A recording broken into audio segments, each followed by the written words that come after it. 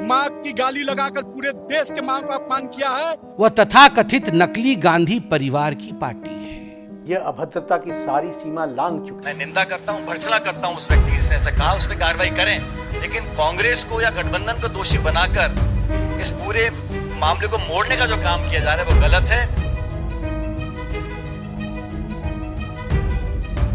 जो लोकतांत्रिक रूप से चुन के आता है, मुझे कष्ट हो रहा है, उसे माँ की गाली भी हम दे सकते हैं। पहले से व्यवस्था किए होता, ये लोग गुंडा राज, गुंडा पालता कांग्रेस आरजेडी, और ये जवाब देना पड़ेगा उन कांग्रेसियों को कि जो भद्दी गालियां माने प्रधानमंत्री जी के पूज्य माता जी को देने का काम।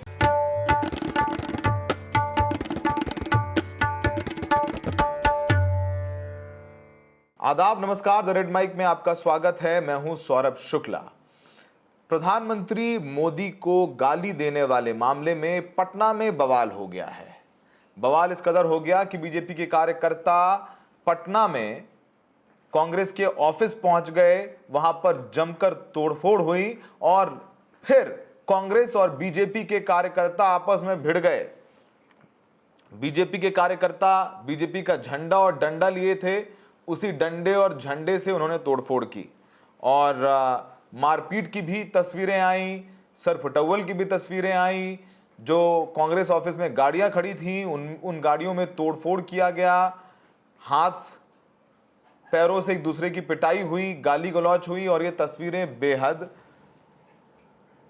भौचक्की कर देने वाली है कि कैसे पुलिस प्रशासन के होते हुए बिहार की राजधानी में इस तरह की घटना हो जाती है। आपको बताएं कि पहले बीजेपी के कार्यकर्ता कांग्रेस दफ्तर में प्रदर्शन करने के लिए पहुंचे थे, वो राहुल गांधी के खिलाफ नारेबाजी करने लगे और फिर थोड़ी देर में कांग्रेस के कार्यकर्ताओं ने भी नारेबाजी शुरू कर दी और देखते ही देखते दोनों कार्यकर्ता आपस में भिड़ गए। पहले गाली गलौज, फिर लाठी डंडे और आखिर में ईंट पत्थर तक चल गए। कई गाड़ियों में तोड़फोड़ की गई, जिनकी तस्वीरें हम आपको दिखा रहे हैं और इस वक्त कांग्रेस ऑफिस के बाहर भारी पुलिस बल तैनात कर दिया गया है और इस वक्त कांग्रेस के कार्यकर्ता मारपीट के बाद या मार खाने के बाद, तोड़फोड़ के बाद सड़क पर बैठ गए हैं, सड़क को जाम कर दिया है और उन्होंने प्रदर्शन करना शुरू कर दिया है। और आपको बताएं कि पूरा मामला जुड़ा हुआ है दरभंगा में, जब राहुल गांधी की वोट अधिकार यात्रा राहुल गांधी और तेजस्वी यादव की चल रही है। वहीं पर राहुल गांधी मौजूद नहीं थे, लेकिन वहां पर कांग्रेस का ही मंच था। वहां से प्रधानमंत्री मोदी को गाली दी गई, उनकी मां को लेकर के अपशब्द कहे गए और यह भी बताया जा रहा है कि जिस कांग्रेस कार्यकर्ता ने ये अपशब्द कहे थे उसे गिरफ्तार कर लिया गया है और वो मंच तैयार करने वाले कांग्रेस नेता नौशाद के खिलाफ भी एफआईआर कर ली गई है। और जब ये प्रधानमंत्री मोदी से जुड़ा मामला हो तो बीजेपी इसे एक राजनीतिक फुलटॉस की तरह देख रही है। इस पूरे मामले में गृह मंत्री अमित शाह ने भी एक्स पर पोस्ट लिखा था और पूरी बीजेपी बयान दे रही है, सोशल मीडिया पर लिख रही है कि किस तरीके से राहुल गांधी और तेजस्वी यादव की यात्रा में प्रधानमंत्री मोदी की माताजी को अपशब्द कहे गए हैं। गृह मंत्री ने अपने एक्स हैंडल पर लिखा कि राहुल गांधी की यात्रा में पीएम मोदी की माताजी के लिए अपशब्द बोलकर कांग्रेस ने सबसे घृणित काम किया है। जिस प्रकार की राजनीति राहुल गांधी ने शुरू की है वो हमारे सार्वजनिक जीवन को ऊंचाई नहीं देगी।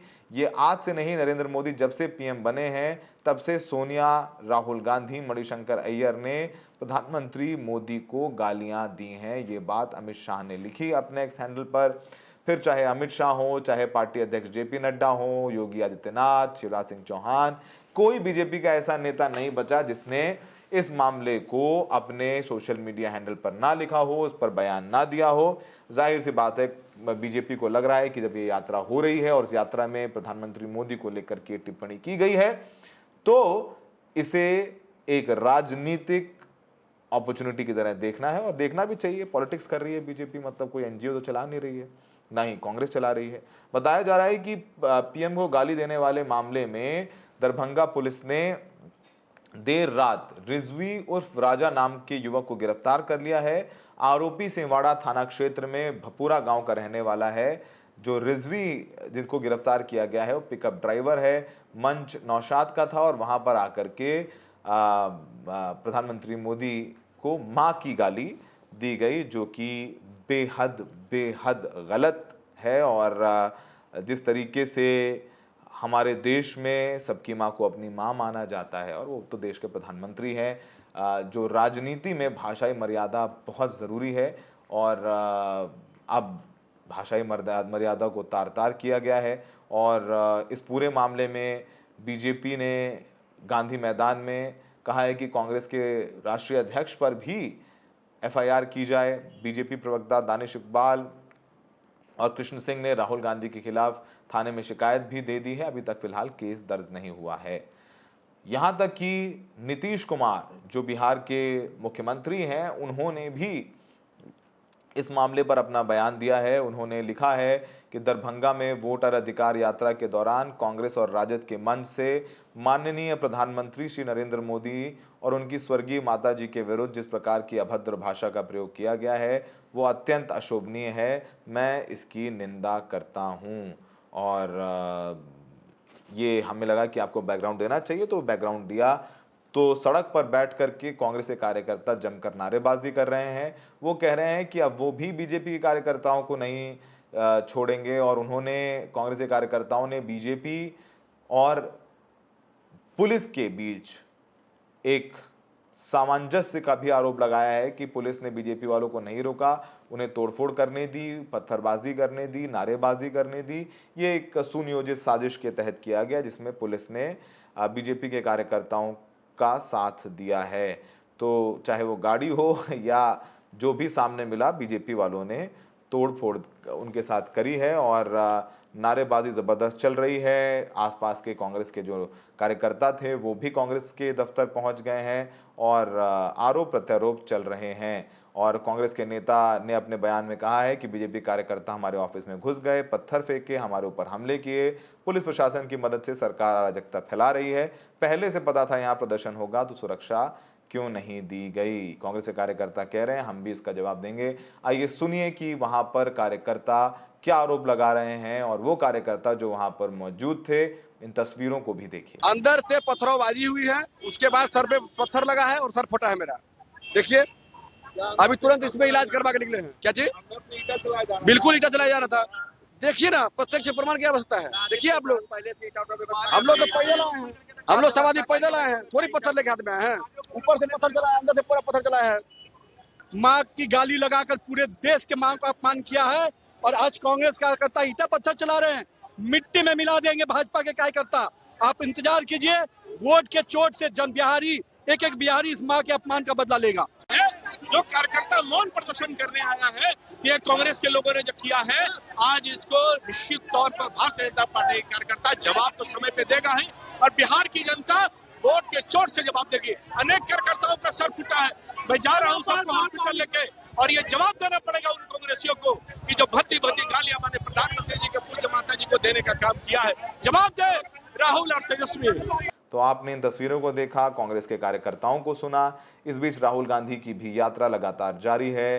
राहुल गांधी सीवान इलाके में हैं, जहां पर गाड़ी में उनके साथ तेजस्वी यादव, मुकेश साहनी और दिबांकर नजर आ रहे हैं, जो कि उनके घटक दल के सदस्य हैं। इस पूरे मामले में कांग्रेस ने अभी तक औपचारिक तौर पर अपनी प्रतिक्रिया नहीं दी है, लेकिन राहुल गांधी ने कल जरूर एक बयान दिया था जिसमें उन्होंने कहा था कि बीजेपी के तमाम नेता उन्हें फोन करके कह रहे हैं कि उन्हें जो कहना है कहें, लेकिन प्रधानमंत्री मोदी को उन्हें वोट चोर नहीं कहना चाहिए। राहुल गांधी ने कहा कि पीएम मोदी वोट चोरी करके प्रधानमंत्री बने हैं। आइए सुनते हैं कि राहुल गांधी ने क्या कहा था। मैं दो तीन बीजेपी के 2-3 एमपीज को जानता हूं। मेरे फोन पे मैसेज आ रहे हैं, आप प्रधानमंत्री को वोट चोर मत कहिए। कैसे मत कहूं भाई, है तो कहना पड़ेगा।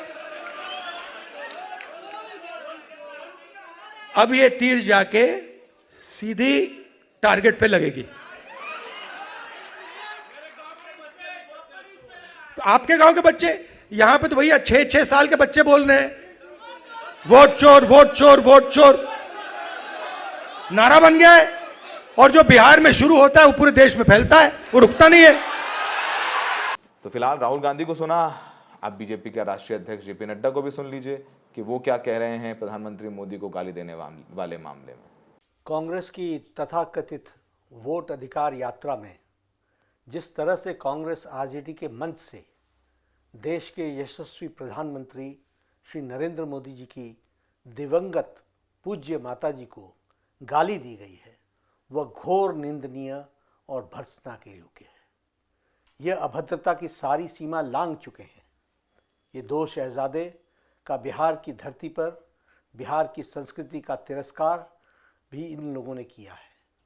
कांग्रेस आरजेडी ने ऐसा करके बिहार के सांस्कृतिक विरासत और परंपरा को भी बदनाम किया है। हर व्यक्ति इस बात को जानता है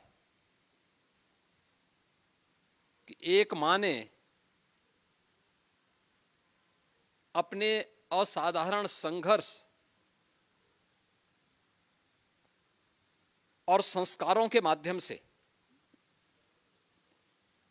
एक ऐसे पुत्र को गढ़ा जिसने अपने आप को राष्ट्र माता के लिए समर्पित कर दिया। माता से प्राप्त संस्कारों और संघर्षों ने जिन्हें न केवल देश का बल्कि दुनिया का सबसे लोकप्रिय जन नेता बनाया है। इंडी गठबंधन के मंच से इस प्रकार की अमर्यादित भाषा 140 करोड़ भारतवासियों का अपमान है। निश्चित ही बिहार की जनता इंडी गठबंधन के नेताओं के द्वारा प्रयुक्त किए जा रहे इस प्रकार के अमर्यादित आचरण का जवाब लोकतांत्रिक तरीके से